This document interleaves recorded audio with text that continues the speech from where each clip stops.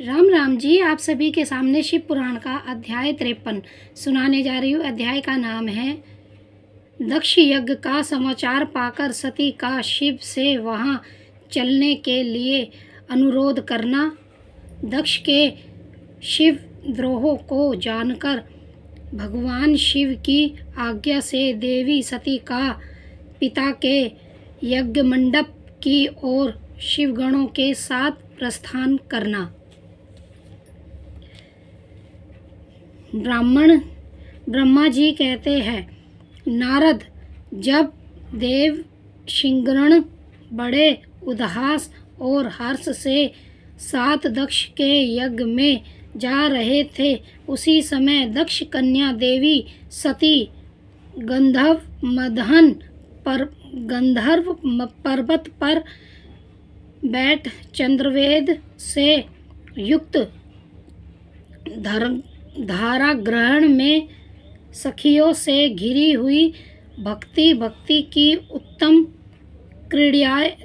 बातें कर रही थी।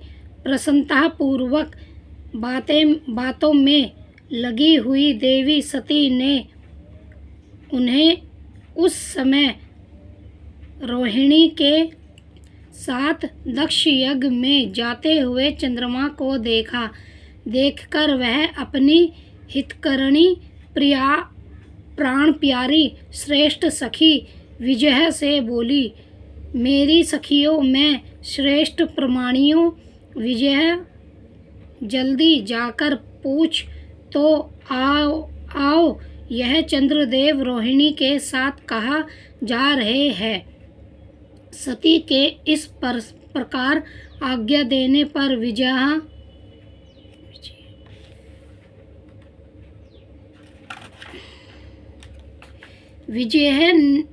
तुरंत उनके पास गई और उनसे यथोचित शिष्टाचार के साथ पूछा, चंद्रदेव, आप कहाँ जा रहे हैं।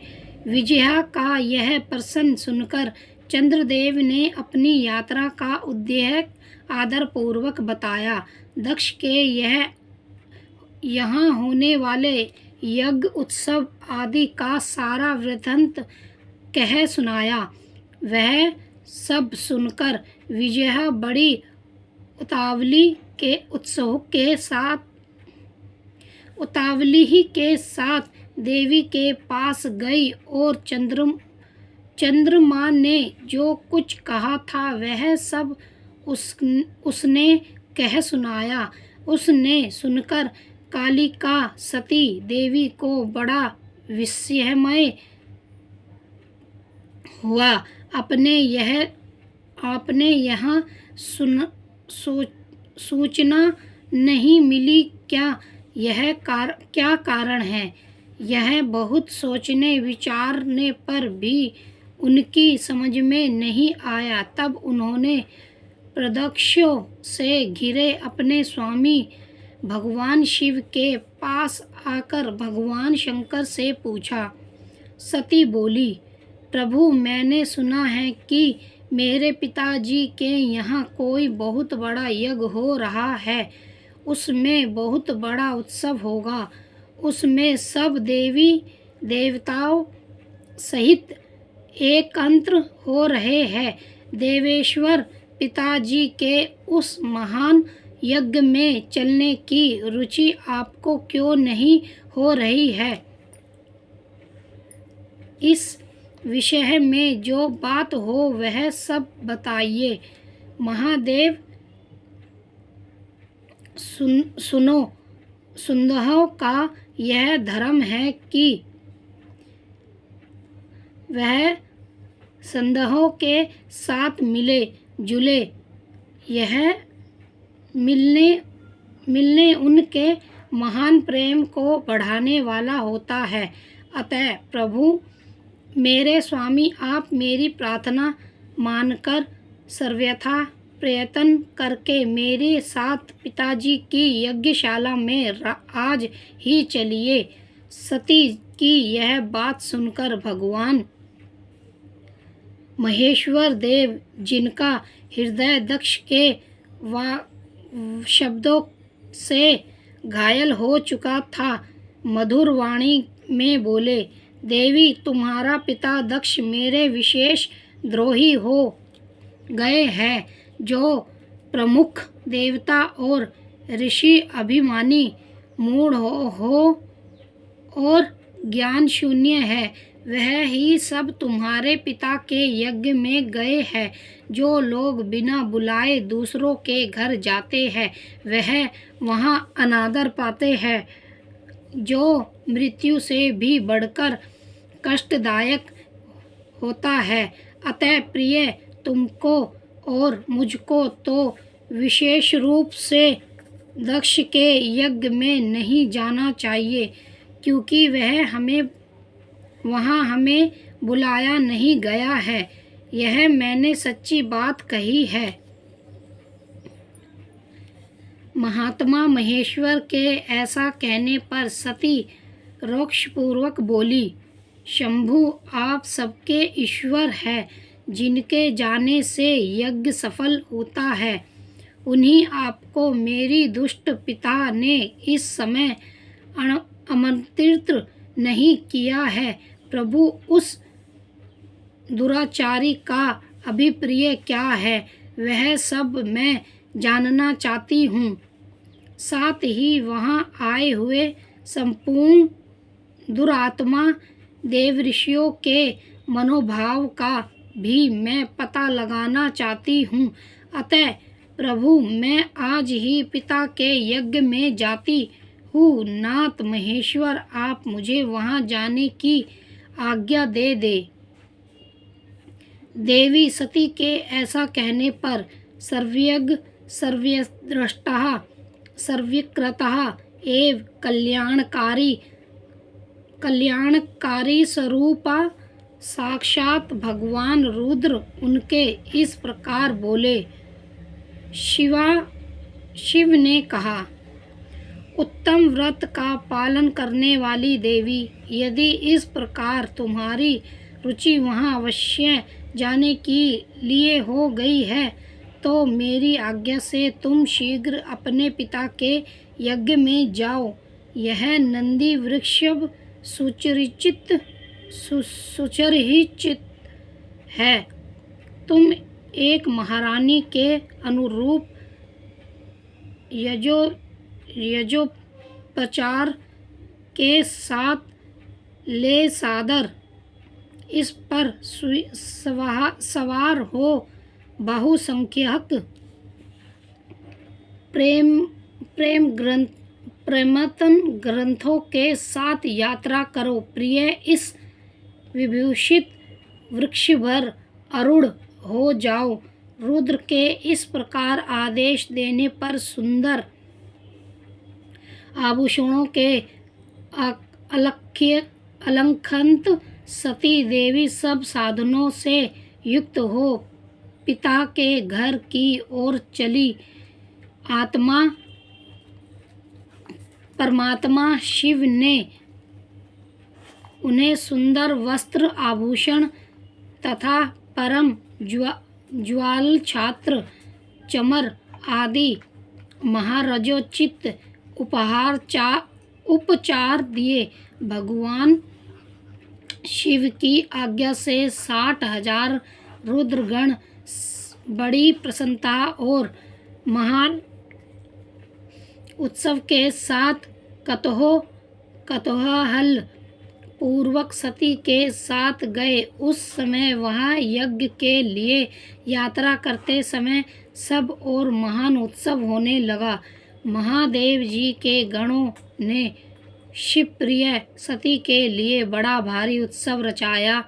वह सभी गण कौतूहलपूर्ण कार्य करने तथा सती और शिव के यश को गाने लगे। शिव के प्रिय और महान वीर प्रथम गण प्रसन्नता पूर्वक उछलते कूदते चल रहे थे।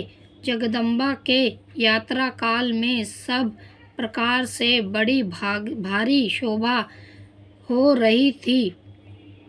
उस समय जो सुखद जय जयकार आदि का शब्द प्रकट हुआ, उससे तीनों लोक गूंज उठे। ब्रह्मा जी कहते हैं, नारद, दक्ष कन्या सती उस स्थान पर गई जहाँ वह महान प्रकाश से युक्त यज्ञ हो रहा था। वह देवता, असुर और मुनीत्र आदि के द्वारा कौतूहल पूर्वक कार्य हो रहे थे। सती ने वहाँ अपने पिता के भगवान को नाना प्रकार की आश्चर्यजनक वस्तुओं से संपन्न, उत्तम प्रभाव से परिपूर्ण, मनोहर तथा देवताओं और ऋषियों के समुदाय से भरा हुआ देखा। देवी सती भगवान के द्वार पर जाकर खड़ी हुई और अपने वाहन नंदी से उतरकर अकेली ही शीघ्रतापूर्वक यज्ञशाला के भीतर चली गई। सती को आई देख उनकी यशहांगिनी माता असिकनी वीराणी ने और बहनों ने उनका यथोचित आदर सत्कार किया, परंतु दक्ष ने उन्हें देखकर भी कुछ आदर नहीं किया तथा उन्हीं के भय से शिव की माया से मोहित हुए दूसरे लोग भी उनके प्रति आदर का भाव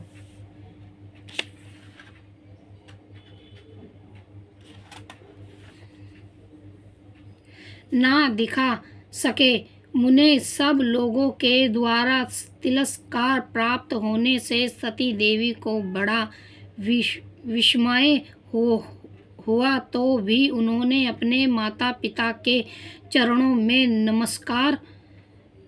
मस्तक झुकाकर उस यज्ञ में सती ने विष्णु आदि देवताओं के भाव देखे, परंतु शंभु का भाग उन्हें कहीं नहीं दिखाई दिया।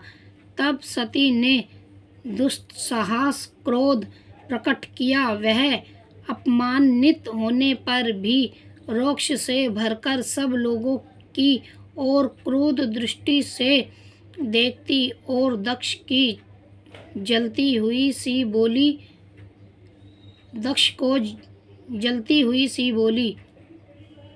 सती ने कहा, प्रजापते, आपने परम मंगलकारी भगवान शिव को इस यज्ञ में क्यों नहीं बुलाया, जिनके द्वारा यज्ञ संपूर्ण चराचर जगत पवित्र होता है, जो सदैव ही यज्ञव्रताओं में श्रेष्ठ यज्ञ के अंग, यज्ञ की दक्षिणा और यज्ञकर्ता यजमान है। उन भगवान शिव के बिना यज्ञ की सिद्धि कैसे हो सकती है? कहो, जिनके सिमरण करने मात्र से सब कुछ पवित्र हो जाता है, उन्हीं के बिना किया हुआ यह सारा यज्ञ अपवित्र हो जाएगा। द्रव्य मात्र आदि हवन और क्रव, यह सब जिनके स्वरूप है, उन्हीं भगवान शिव के बिना इस यज्ञ का आरंभ कैसे किया गया? क्या आपने भगवान शिव को सामान्य देवता समझकर उनका अनादर किया है? आज आपकी बुद्धि भ्रष्ट हो गई है, इसीलिए आप पिता होकर भी मुझे अधम जांच रहे हैं। अरे, यह विष्णु और ब्रह्मा आदि देवता तथा मुनि अपने प्रभु भगवान शिव के आए बिना इस यज्ञ में कैसे चले आए? ऐसा कहने के बाद शिव स्वरूपा परमेश्वरी सती ने भगवान विष्णु, ब्रह्मा, इंद्र आदि सब देवताओं को तथा समस्त ऋषियों को बड़े कटे शब्दों में फटकारा। ब्रह्मा जी कहते हैं, नारद, इस प्रकार क्रोध से भरी हुई जगदम्बा सती ने वहाँ व्यतिहित हृदय से अनेक प्रकार की बातें कही। श्री विष्णु आदि समस्त देवता और मुनि जो वहाँ उपस्थित थे, सती की बात सुनकर चुप रह गए। अपनी पुत्री के ऐसे वचन सुनकर कुपित हुए दक्ष ने सती की ओर क्रूर दृष्टि से देखा और इस प्रकार कहा। दक्ष बोले, भद्रे, तुम्हारे बहुत कहने से क्या लाभ। इस समय यहाँ तुम्हारा कोई काम नहीं, तुम जाओ, यहाँ ठहरो या तुम्हारी इच्छा पर निर्भर है। तुम यहाँ आई ही क्यों हो? समस्त विद्वान जानते हैं कि तुम्हारे पति शिव अमंगल रूप है, वह कुपित भी नहीं है, वेद से ब्रह्मकृत है और भूतों प्रेतों तथा पिशाचों के स्वामी है। वह बहुत ही कुवेश धारण किए रहते हैं, इसीलिए रुद्र को इस यज्ञ के लिए नहीं बुलाया गया है। बेटी, मैं रुद्र को अच्छी तरह जानता हूँ, अतः जानबूझकर ही मैंने देव ऋषियों की सभा में उनको आमंत्रित नहीं किया है। रुद्र को शास्त्र के अर्थ का ज्ञान नहीं है, वह उद्दंड और दुरात्मा है। मुझ मूढ़ पापी ने ब्रह्मा जी के कहने से उनके साथ तुम्हारा विवाह कर दिया है, अतः सुचिहित रिश्ते तुम क्रोध छोड़कर सदैव स्वार्थार्थ शांत हो जाओ। इस यज्ञ में तुम आ ही गई हो तो सदैव अपना भाग यहाँ दहेज ग्रहण करो। दक्ष के ऐसा कहने पर उनकी त्रिभुवन पूजात्रा पुत्री सती ने शिव की निंदा करने वाले अपने पिता की ओर जब दृष्टिपात किया, तब उनका रोष और भी बढ़ गया। वह मन ही मन सोचने लगी कि अब मैं शंकर जी के पास कैसे जाऊंगी। यदि शंकर जी के दर्शन की इच्छा से वहां गई और उन्होंने कहा कि समाचार पूछा तो मैं उन्हें क्या उत्तर दूंगी। तदनंतर तीनों लोकों की जननी सती रोक्षा वेश में युक्त हो लंबी सांस खींचती हुई अपने दुष्ट हृदय पिता से बोली। सती ने कहा, जो महादेव जी की निंदा करता है अथवा जो उनकी होती हुई निंदाओं को सुनता है, वह दोनों तब तक नरक में पड़े रहते हैं जब तक चंद्रमा और सूर्य विद्यमान है। अतः तात मैं अपने इस शरीर को त्याग दूंगी, जलती हुई आग में प्रवेश कर हो जाऊंगी। अपने स्वामी का अनादर सुनकर अब मुझे अपने इस जीवन की रक्षा से क्या प्रयोजन। यदि कोई समर्थ हो तो यह सदैव विशेष यत्न करके शंभु की निंदा करने वाले पुरुष की जीभ को बलपूर्वक काट डाले, तभी वह शिव निंदा श्रवण के पाप से शुद्ध हो सकता है। इसमें संदेह नहीं है। यदि कुछ कर सकने में असमर्थ हो तो बुद्धिमान पुरुष को चाहिए कि वह दोनों कान बंद करके वहाँ से निकल जाए, जिससे वह शुद्ध रहता है, दोष का भागी नहीं बनता। ऐसा श्रेष्ठ विद्वान कहते हैं। इस प्रकार धर्म नीति बताने पर सती को अपने आने के कारण बड़ा पश्चाताप हुआ। उन्होंने व्यर्थ ही चित्त में भगवान शंकर के वचन का स्मरण किया। फिर सती अत्यंत कुपित हो दक्ष से, उन विष्णु आदि समस्त देवताओं से तथा मुनियों से भी निडर होकर बोली। सती ने कहा, तात तुम भगवान शंकर के निंदकार हो, इसके लिए तुम्हें पश्चाताप करना होगा। यह महान दुख भोगकर अंत में तुम्हें यातना भोगनी पड़ेगी। इस लोक में जिनके लिए ना कोई प्रिय है ना अप्रिय, उन निवेर परमात्मा शिव के प्रतिकूल तुम्हारे सिवा दूसरा कौन चल सकता है। जो दुष्ट लोग हैं वह सदा ईर्ष्यापूर्वक यदि महापुरुषों की निंदा करे तो उनके लिए यह कोई आश्चर्य की बात नहीं है, परंतु जो महाआत्माओं के चरणों की रच में अपने आज्ञानंदकार को दूर कर चुके हैं, उन्हें महापुरुषों की निंदा शोभा नहीं देती।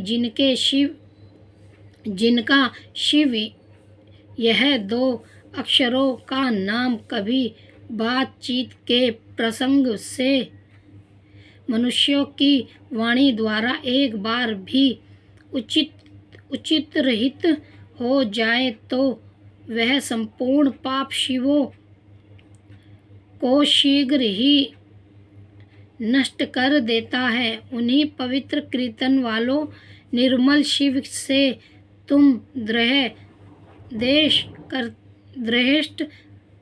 करते हो। आश्चर्य है, वास्तव में तुम आशिव अमंगल रूप हो।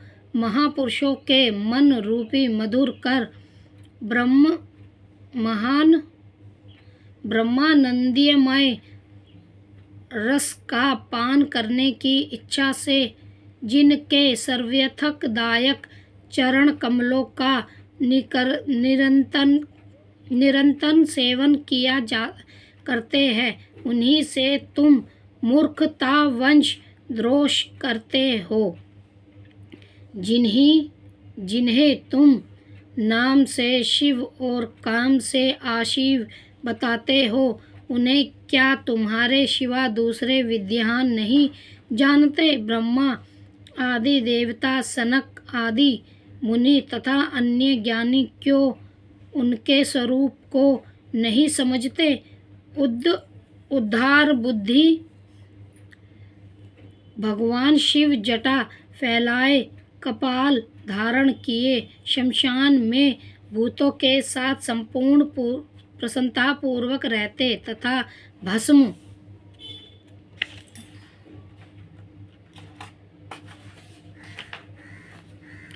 एवं नरमुंडों की माला धारण करते हैं। इस बात को जानकर भी जो मुनि और देवता उसके चरणों से घिरे हुए निर्मलाय को बड़े आदर के साथ अपने मस्तक पर चढ़ाते हैं, इसका क्या कारण है। यही कि वह भगवान शिव ही साक्षात परमेश्वर है। प्रकृति यज्ञहति और निर्वहति, शाम दम आदि जो प्रकार के कर्म बताए गए हैं, मनीषी पुरुषों को उनका विचार करना चाहिए।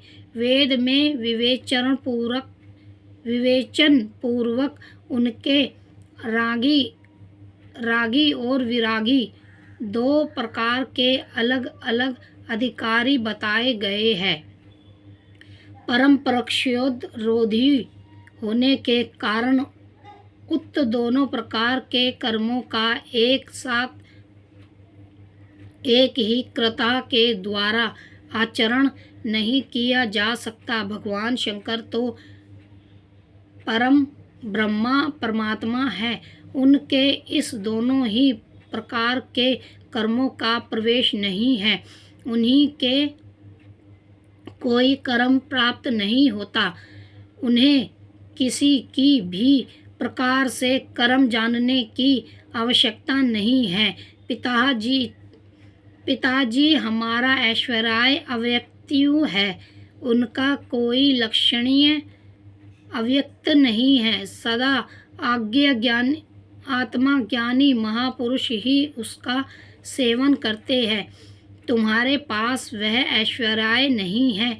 यज्ञशालाओं में रहकर वहाँ के अन्न से तृप्त होने वाले कर्मकष्ट लोगों को जो भोग प्राप्त होता है उससे वह ऐश्वर्य बहुत दूर है। जो महापुरुषों की निंदा करने वाले और दुष्ट है उनके जन्म को धिक्कार है।